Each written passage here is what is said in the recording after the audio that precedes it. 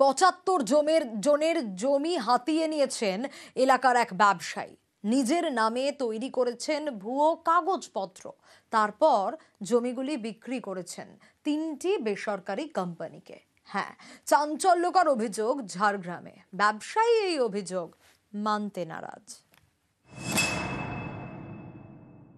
আমাকে মৃত দেখিয়ে আমার যত সম্পত্তি ছিল সেগুলা সুজিত কুঙ্গার নামে কোনো ব্যক্তি কোম্পানির নামে সেল করেছে।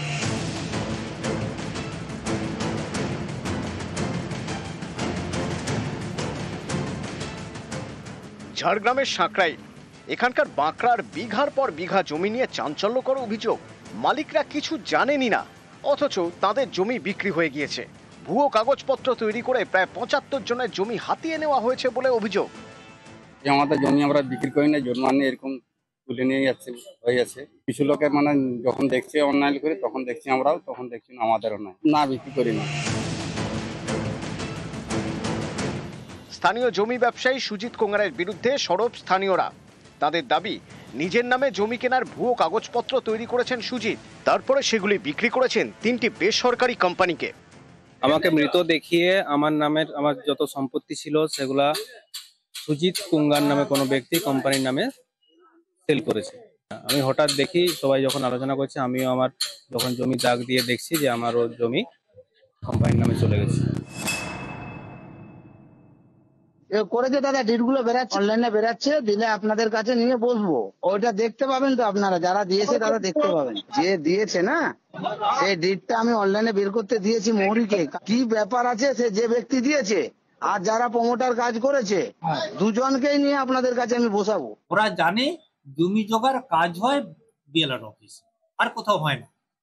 বিক্রি বাটা হয় ওরা জানে, কিন্তু বিক্রি বাটার ক্ষেত্রেই যে সমস্ত কিছুর কি বলবো যে একটা ইলিগাল কিছু একটা কাজ হচ্ছে, সে যে সেখান থেকে তৈরি হয়ে আসছে, সেটা কিন্তু সাধারণ মানুষের মধ্যে যে ল্যান্ড লিটারেসির ম্যাটারটা, সেটা কিন্তু আমি কারো কাছ থেকে আজ পর্যন্ত আমি লক্ষ্য করি।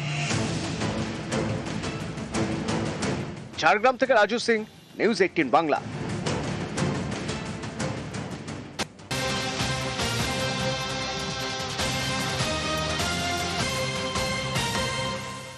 আর দামোদরে বেআইনি বালি খাদানে ক্ষুব্ধ হাইকোর্ট। কোর্টের নির্দেশ অমান্যে তোপ বাঁকুড়ার ডিএম এবং মেজিয়া থানার ওসিকে।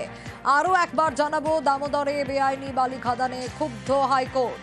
কোর্টের নির্দেশ অমান্যে তোপ বাঁকুড়ার ডিএম এবং মেজিয়া থানার ওসিকে। 29 অক্টোবর দুজনকেই হাইকোর্টে হাজিরার নির্দেশ।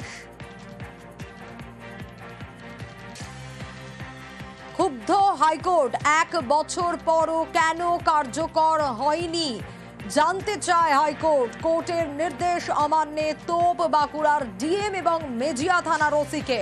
29 অক্টোবর তাই দুজনকেই হাইকোর্টে হাজিরার নির্দেশ। 1 বছর হয়ে গেছে, কেন কার্যকর হয়নি, কেন হাইকোর্টের নির্দেশ অমান্য করা হলো? বাঁকুড়ার ডিএম ও মেজিয়া থানার ওসিকে তোপ। 29 অক্টোবর তাই দুজনকেই হাইকোর্টে হাজিরার নির্দেশ আদালতে।